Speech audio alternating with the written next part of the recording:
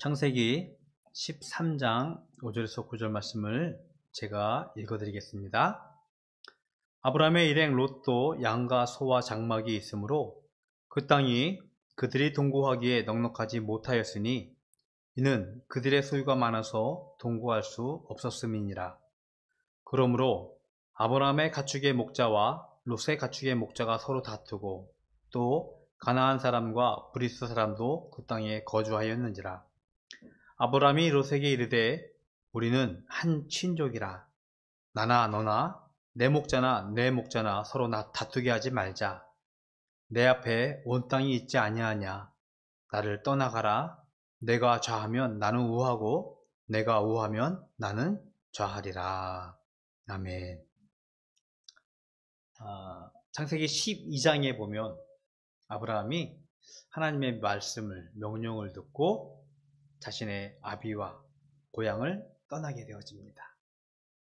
하나님께서 아브라함에게 약속하셨어요. 내가 너에게 보여줄 땅으로 가라라고 그 말씀하셨을 때 아브라함은 순종했습니다. 목숨, 생명, 그 위협, 도전 앞에서도 하나님의 말씀을 순종하면서 성경에서 비로소 믿음의 삶이, 믿음의 여정이 시작되어짐을 우리들에게 말씀을 하고 있습니다. 그런데 당시 아브라함은요, 자신의 아내, 자신의 하인들이라고 할까요? 같이 가족들도 떠났지만 그때 자녀가 없었기 때문에 조카 롯을 같이 데리고 출발하게 되어집니다.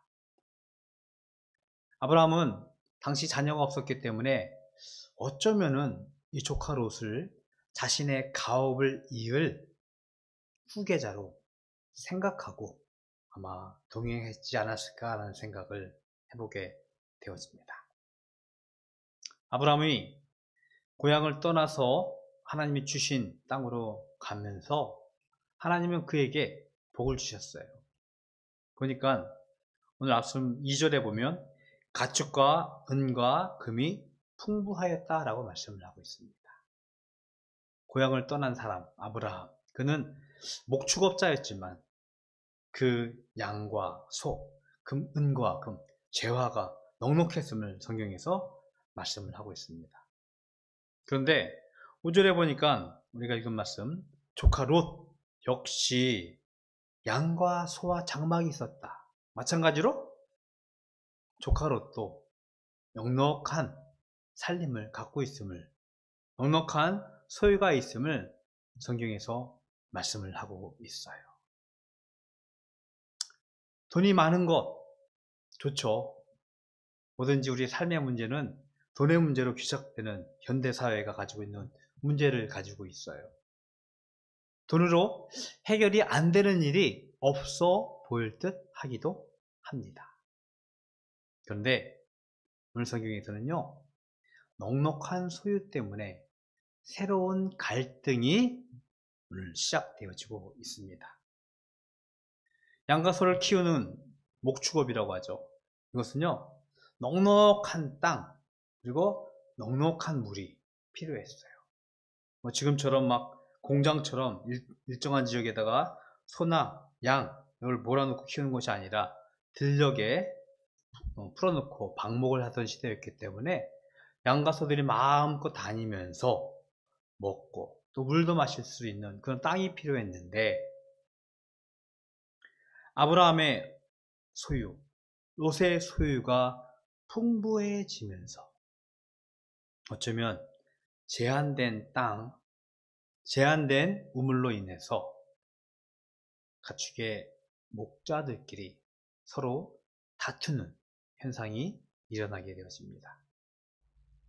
뿐만 아니라 그들이 이른 지역에는요, 성경에 보니까 가나안 사람과 브리스 사람도 같이 있었음을, 그들도 한때 경쟁하고 있었다는 것이에요. 아브라함, 롯, 가나안 사람, 브리스 사람, 여러 사람들이 한데 모여서 제한된 땅 안에서, 제한된 우물 안에서 서로 옥신각신하면서 살아가고 있음을 성경에서 말씀을 하고 있습니다. 텔레비를 보면서 우리에게 심각한 여러 가지 사회 문제를 거론할 때 드는 문제 중에 중요한 것 하나가 인구 절벽이라는 이야기를 듣게 되어집니다. 점차로 아이들이 줄고 있어요. 작년인가 재작년 뉴스였던 것 같습니다. 서울은 그나마 우리나라에서도 큰 도시였는데, 제일 큰 도시였고 사람들이 많이 모이는 곳이에요. 그 중에 강서구라는 지역은 그나마 배드타운이라고 될까요? 그나마 사람들이 좀 많이 살고 지역인데, 물론 인구 특성상일 수도 있겠지만 그곳에서 초등학교 2개가 없어졌다는 뉴스를 들었어요. 학생들이 입학하지 않으니까 불가피하게 학교를 폐교하는 상황이 서울에서도 일어났다고 합니다. 도시와 사람들이 몰리는 그곳에도 인구 절벽이라는 그 문제를 심각하게 직면해 있는데, 도시화가 진행되면서 도시에는 여러 가지 문제들이 발생하고 있습니다. 말씀드린 대로 인구의 문제 때문에 주택의 문제, 환경의 문제, 교육의 문제. 아마 제한된 땅 안에서 사람들이 집중되어지면서 제한된 땅과 재화를 가지고 서로 경쟁하고 싸우다 보니까 도시화가 진행되는 그곳에서 직면한 불가피한 사회적 문제라는 생각을 하게 되어집니다. 아브라함과 롯 역시 제한된 땅 안에서, 제한된 재원 안에서 가지고 있는 직면한 문제 때문에 새로운 갈등이 시작되어졌고 힘들어하는 모습을 성경에서 동일하게 기록하고 있습니다. 이번 주 소통이라는 말씀을 가지고 묵상을 하면서 제가 2가지 말씀을 드렸는데, 아마 첫 번째는 르호보암 왕 이야기를 제가 했습니다. 르호보암이 왕이 되면서 2 부류의 사람들에게 충고를 듣게 되어집니다. 하나는 솔로몬 선대왕을 섬기던 신하들, 거기 성경에서 노인들이라고 표현하고 있는데, 노인들은요 왕에게 이렇게 조언합니다. 솔로몬이 지었던 멍에 고역을 좀 가볍게 해주라고. 반면에 솔로몬과 함께 자랐던 젊은 사람들에게는요, 아니다, 더 무거운 멍에와 노역을 시키고 아버지는 채찍으로 백성들을 다스렸지만 너는 정갈 채찍으로 징치하리라 라는 아주 심각한, 매우 무서운 조언을 하게 되어지는데, 르호보암은요 후자의 선택을 하게 되어집니다. 결국 르호보암 때 이스라엘은 남과 북으로 나누어지게 되어집니다.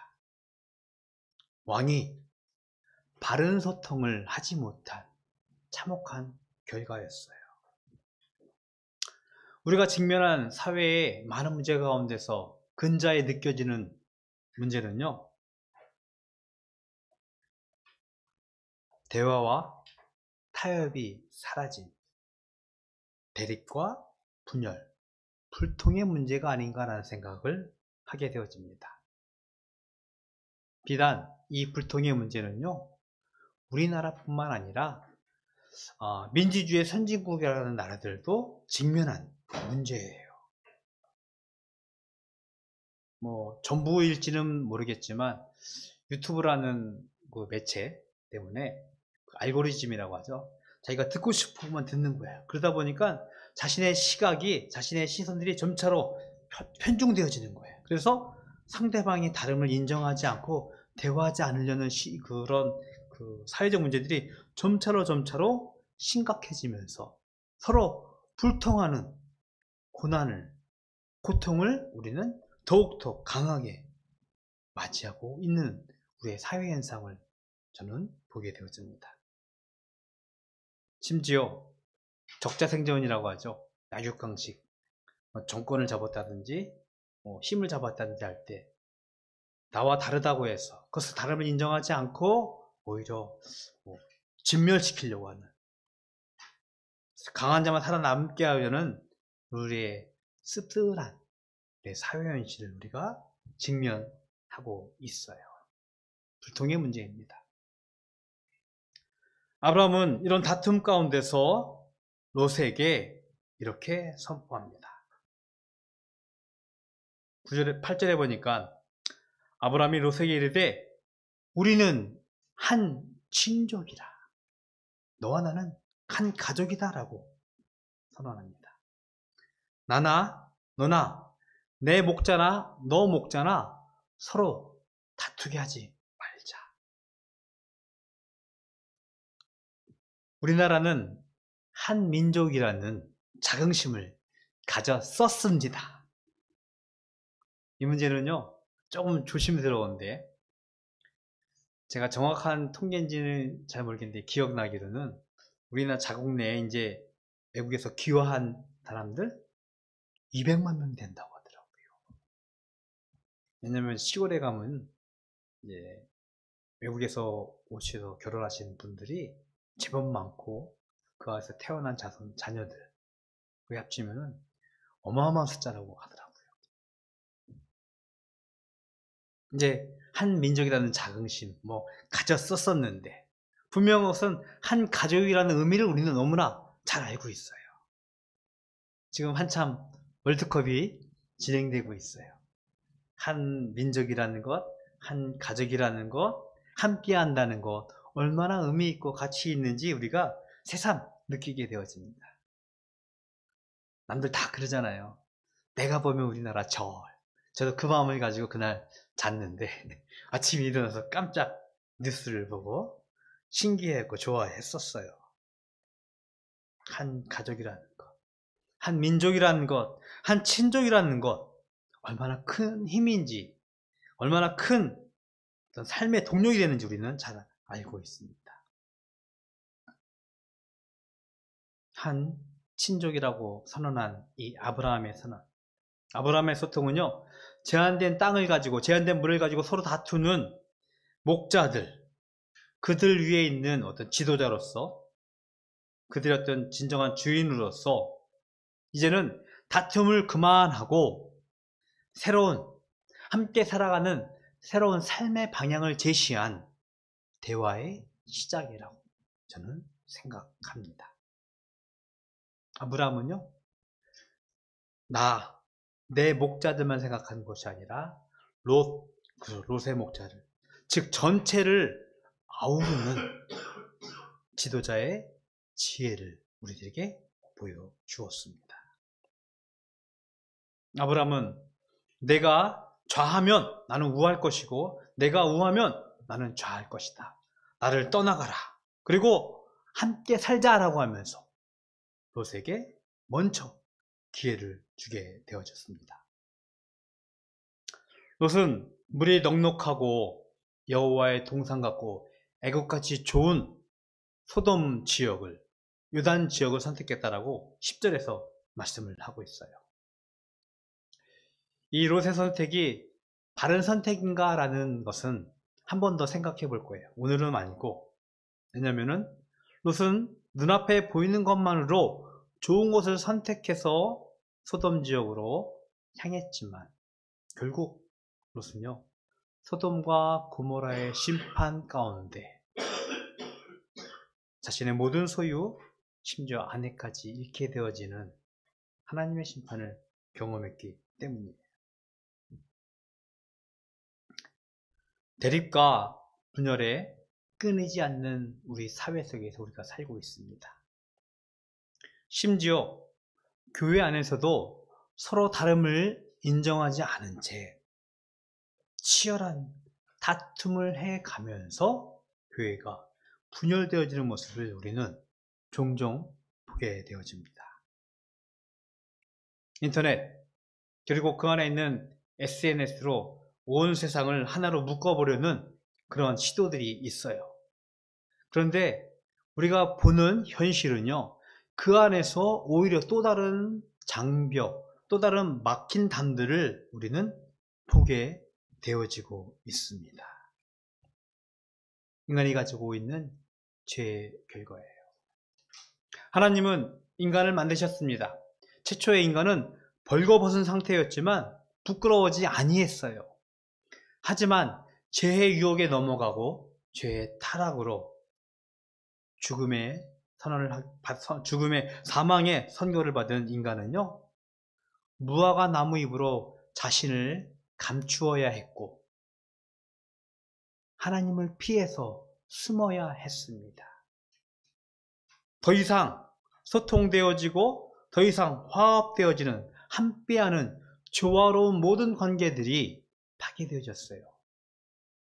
심지어 하나님께서 우리들에게 명령하고 주신 정복하고 다스리라는 자연으로부터의 어떤 대립, 자연으로부터의 관계가 끊어지면서 이제는 자연이 주는 어마어마한 재해와 자연이 주는 어마어마한 공포로부터 우리 인간들은 떨고 있으며 괴로워하고 있음을 우리는 알고 있습니다.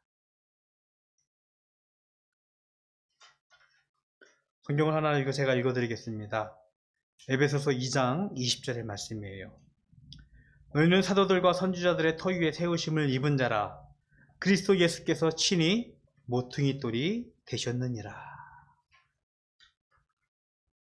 예수님은요, 모퉁이 돌이 되셨다고 말씀하세요. 모퉁이 돌은 이 두 기둥들을 이어주는 중요한 주춤돌입니다. 우리가 서로 불협하고 대립하고 있는 우리의 모든 막힌 담을 허신 분이 예수님이세요. 그리고 그 예수님이 우리에게 화평을 주셨습니다. 예수님은 우리의 대립과 분열, 우리의 불통을 다 해치시고 이제는 하나 되게 하시고 회복해 하셔서 우리에게 진정한 화평을 주신 분이라고, 우리에게 하나님의 사랑으로 살게 하셨다라고 성경은 말씀을 하고 있습니다. 일주일 동안 묵상을 하면서 제가 소통은 섬기며 살아가는 삶에서 시작되어진다라고 말씀을 드렸어요. 예수님은 기꺼이 자신을 희생하고 헌신하면서 우리가 하나 되기 위해서, 소통하기 위해서, 화평을 주시기 위해서 자신을 희생하시고 헌신하시고 우리를 섬기시며 사랑하신 분이신 줄로 믿습니다. 우리에게 다투지 않게 하는 힘은요, 바로 섬기며 사랑하는 소통의 삶인 줄로 믿습니다. 성숙한 부부의 관계의 비밀은 저는 거기에 있다고 생각해요. 보통 신혼초에는 많이 싸우다가 10수년쯤 지나니까 좀 덜 싸우는 것 같은데 그 이유가 다름을 인정하게 되어지고요. 그 인정한 가운데서 기꺼이 내가 그것에 맞추려고 나 자신을 좀 양보하고 희생하고 헌신하는 그것에서 시작하게 되어지더라고요. 소통하기 위해서는요, 기꺼이 상대방을 섬길 수 있어야 합니다. 우리가 직면한 대립, 분열, 다툼을 극복하기 위해서 기꺼이 나를 그리고 상대방을 위해서 섬기고 희생하고 헌신하는 소통의 삶을, 그리고 그 소통의 삶을 살아가신 예수님의 사랑을 우리가 우리의 삶으로 살아야 될 줄로 믿습니다.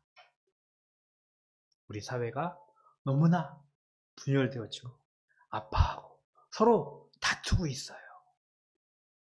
이 다툼을 이제는 우리의 주신 예수님의 삶으로 희생과 헌신, 기꺼이 섬김, 그것을 통하여 소통을 하기 시작하면서 하나님께서 우리에게 주신 평화, 화평의 삶을 우리가 기대하고 그것을 살아내면서 이 땅에서 하나님의 백성으로 살아갈 수 있기를 주님의 이름으로 축복을 드리겠습니다. 12월은요, 그 사랑을 위해서, 그 헌신과 희생을 위해서 예수님이 이 땅에 오신 날을 기념하는 날이 있어요. 우리가 그것을 좀 기대하면서 소망하면서 이번 한 달을 기꺼이 우리의 삶이 기꺼이 헌신하고 희생하고 섬기고 사랑하는 그런 삶으로 하나님의 사랑으로 살아갈 수 있기를 다짐하고 결단하고 실천해가는 바닷교회 모든 가족이 되기를 주님의 이름으로 축복을 드리겠습니다. 기도하겠습니다. 하나님, 감사합니다. 하나님께서 우리에게 예수 그리스도를 보내주셨습니다. 그 예수 그리스도께서 우리를 위하여 희생하시고 헌신하시고 섬기고 사랑하심을 통하여 우리가 가졌던 모든 죄의 단절과 분열들, 대립들, 다툼들을 그치게 하셨습니다. 이제는 우리가 그 예수 그리스도의 삶을 살기로 소원합니다.